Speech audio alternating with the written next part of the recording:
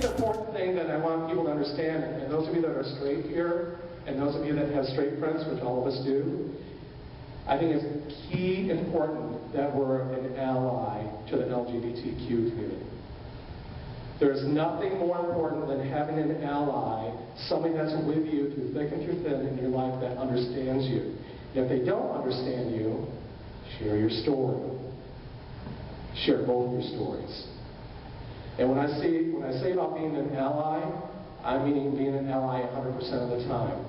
Those of you that are sitting in here, how many of you have been around a group of friends and a gay joke has come up or the word faggot has been used and you've laughed just to be with the crowd? Because if you feel if you speak up, they're going to think that either you're gay or why are you defending them? And it's important as we go on in life that we have our allies, because our ally is the core of what's going to create equality for all of us, along with the LGBTQ community. But we need our straight allies. You may not understand, but make sure you have the desire to change and understand. I want equality across the board like everybody else has. I want the same kind of benefits that my straight counterparts have. They can marry over 1,100 different kinds of rules, regulations, laws that could go with my partner now. So when I was out in Washington in October, it was amazing to see the people rallying for human rights, and it's human rights for all. And I love that there were straight allies there. A lot of people your age was there. Encourage yourself to understand the older community, the LGBT community as well, because a lot of those people that are older have been there and have been activists from the very beginning. They have a wealth of history. I was just saying this earlier, if none of us that are gay are not sharing our history, no one else is going to do it for us. They'll be lost.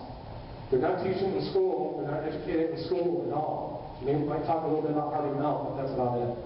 And if you can imagine the kind of brainwashing that happens, and maybe you can understand that, the brainwashing that goes on in a family unit when you are told that a certain segment of your community is bad and doesn't belong. And after you hear it so many times, you're brainwashed. So I literally thought for the longest time, when I was younger, my dad, we would take these car trips, and when we were in a black neighborhood, my dad would say, okay boys, I want you to lock the door and roll up the windows. And I heard this over and over and over.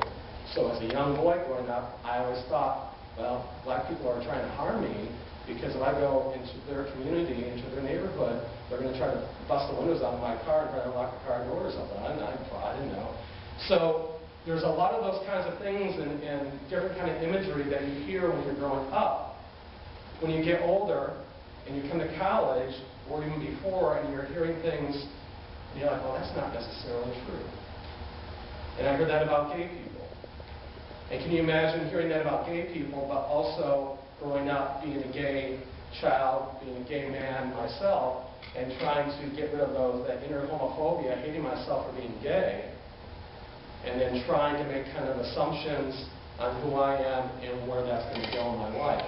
So, you know, you may want to look back and maybe a lot of things that you were taught when you were younger, and you get to college and you're getting an education here and you're kind of spanning that career path, and a lot of those things that you were taught about when you were younger, has anybody said, well, that's not necessarily true, it might be a myth. And I'm not saying everything that's been taught to you, but there's a lot of things that you may be challenged about. We talked earlier in a group we were out, and we were speaking about the different challenges we had growing up. Coming to terms with some people were Christian or whatever religious affiliation, or if we're not, and how those images and those things that were taught came down the road. And the one thing that I loved about it is that I developed some really strong friendships, and if it wasn't for those experiences at college and fitting in, I never would be the person I am today. It really helped me to find like-minded people, and I could share my story and what my family background was about. And that's one thing that I'm really an avid believer about. Right now, we live in a society where everybody is texting, calling, on the computer, on Facebook, all the time. Our music is not even social anymore because everybody is plugged in with earphones. We are no longer talking to one another and sharing our stories of who we are. When is the last time that you sat down with somebody and actually told them who you were and what you're about and what your story is? I am no different than any of you sitting here. We all have our story to tell, and we can learn from that. Because if we're not sharing our stories, nobody is learning anything. And with the gay community, if we're not talking about our history and sharing our stories, nobody is going to do it for us. It's going to be lost.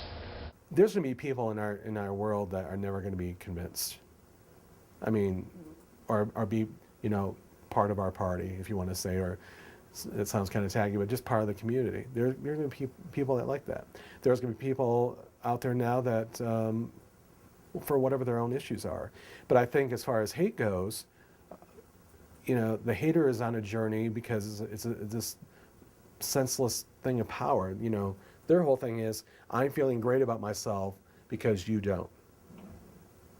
My self-esteem is really bad, and I'm going to have a sense of this power over you and over the community. And Henderson and McKinney were just like that. You know, they didn't have a lot of things going for them, and it's this senseless power, this control factor. Hate is about controlling and fear. Straight on, controlling and fear. And I think once the hating stops, they're going to have to deal with their own pain. I can't even begin to explain how much it hurt that the voters of the state of California were able to take away the very thing that's important to us as a couple and a family. We felt helpless. We were in Michigan, unable to do anything, unable to cast our vote, and as our own state had already gone down that horrible road several years ago. I think it's time that we go down a brand new road.